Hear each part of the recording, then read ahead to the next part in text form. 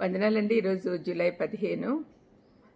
Ezra శాస్త్రిలో ఇంకొక లక్షణం మనం చూద్దాం. ఇంకొక పాత్ర ఎజ్రా 10:11.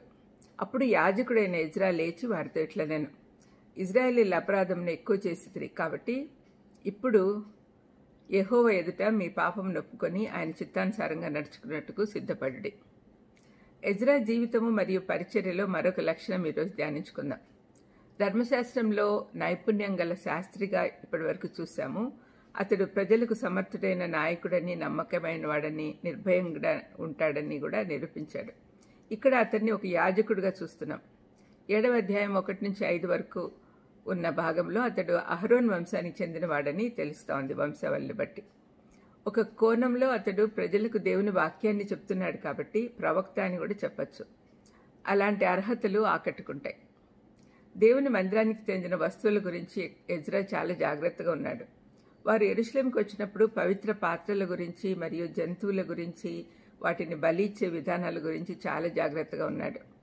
హగ్గయి, జకర్యా ఆధ్వర్యాన మందిరం పని పూర్తయింది. ఇప్పుడు ఎజ్రా తిరిగి వచ్చినప్పుడు చెరలోకి తీసుకెళ్లబడిన మందిరంలో అన్ని పవిత్ర పాత్రలు, ఇతర వస్తువులు తిరిగి ఇవ్వబడ్డాయి. చేతులతో నిర్మించిన ఇంట్లో పూజించట కాక మనం ఆయనను ఎక్కడ కలుస్తామో అక్కడంతా ఆయన సన్నిధి ద్వారా పవిత్రపరచబడింది అని నమ్ముతున్నాం. మన ఉద్దేశం అది. మన శరీరమే ఆయనకు మందిరమైంది కాబట్టి అది పవిత్రంగా ఉంచుకోవాలి. దేవుని ఆరాధన కొరకు ఎజ్రా 12 మంది యాజకులను వేరు చేసినప్పుడు 8:28లో అతను ఏం చెప్పాడంటే, మీరు యెహోవాకు ప్రతిష్ఠించబడిన వారు, పాత్రలను ప్రతిష్ఠితుల అయినవి అన్నాడు. ఆ రోజుల్లో ఆలయ సేవలో ఉపయోగించే ప్రతి వస్తువు దేవునికి అంకితం చేయబడింది. ప్రతి ఒక్కటి జాగ్రత్తగా కాపాడడానికి పవిత్ర సంపదగా పరిగణించబడింది. ఆయన సేవకు మాత్రమే ఉపయోగించాలి. గృహ నిర్వాహకత్వం అంటే దేవుడు మనకు అప్పగించిన వాటిని ప్రత్యేకంగా చూసుకొని ఆయన ఇచ్చిన వాటిని ఆయన కొరకు, ఆయన ఉపయోగం కొరకు మాత్రమే వాడాలి. ఎజ్రా దేవుని పవిత్ర వస్తువులను చాలా విలువైనవిగా భావించాడు. ఏవీ పోగొట్టుకోకుండా ఉండేందుకు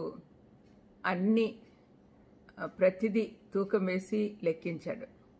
పౌలు 1 కొరింథీ 3:16-17లో చెప్పినట్లు దేవుని మహిమను వ్యక్తపరిచే ప్రతిదీ భక్తితో, గౌరవంతో చూసుకోవాలి అన్నాడు. ఎజ్రా 9:5-7లో ఎజ్రా చేసిన యాజక ప్రార్థన గ్రంథస్థం చేయబడి ఉంది. దాన్ని మనం గమనించాలి. ఈ ప్రార్థనలో ఎజ్రా తనను తన సొంత ప్రజలతో గుర్తించుకున్నాడు.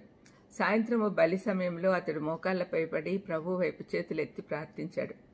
వినయము, భయంతో ఎజ్రా తన ప్రజల పాపాల గురించి తన హృదయాన్ని కుమ్మరించాడు.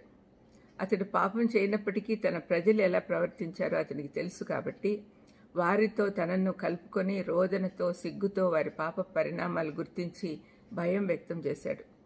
ప్రజలు తెలివిలోకి వచ్చి పశ్చాత్తాపడతారని చెప్పాడు. ఆయన ప్రార్థన ప్రజలను కన్నీటితో ముంచెత్తింది. తిరిగి నిర్మించబడిన మందిరంలో పవిత్ర జనులు ఉండాల్సిన అవసరం ఉందని చూపించాడు. నిజమైన విశ్వాసులందరూ యాజకులే. ప్రభు ఎదుట అందరి కొరకు ప్రార్థించాలి. ఇది మన బాధ్యత. ప్రార్థన చేసుకుందాం. దయమేడ యేసునాయన స్తోత్రం ప్రభా.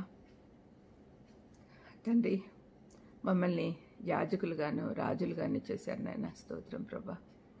తండ్రి, యాజక సమూహంగా మేము ఇతరుల కోసం ప్రార్థన చేసేవాళ్ళుగా ఉండేటట్టు చేయండి. మమ్మల్ని మేము ముందు పవిత్రపరచుకొని ఆ తర్వాత మీ కొరకు ప్రతిష్ఠించుకునే వాళ్ళంగా ఉండేటట్టు చేయమని, మా చుట్టూ ఉన్న వాళ్ళని కూడా మీ దగ్గరికి నడిపించే బాధ్యత తీసుకునేటట్టు చేయమని యేసుక్రీస్తు నామమున వేడుకొంచున్నాను తండ్రి.